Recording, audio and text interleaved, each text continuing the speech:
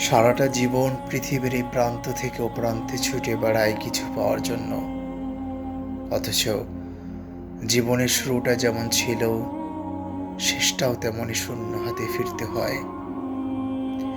তাই তো মির্জা গালিবের চমৎকার একটা উক্তির কথা মনে পড়ে গেল।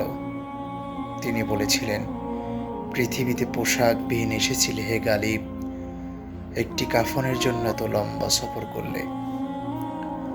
আসলে আমাদের জীবন এতটাই সংক্ষিপ্ত, জানি এত দৌড়, এত হাহাকার, শেষে সব মিলিয়ে এক মুঠো সাদা কাপড়েই থেমে যায়। আমাদের অহংকার, লোভ, সংগ্রাম সবই মাত্র ক্ষণিক। শেষে যা থাকে তা হলো শুধু যাত্রার নিঃশব্দ ক্লান্তি। আর ফিরে তাকালে দেখা যায় আমরা কখনোই কিছু সত্যি নিজের করে পাইনি।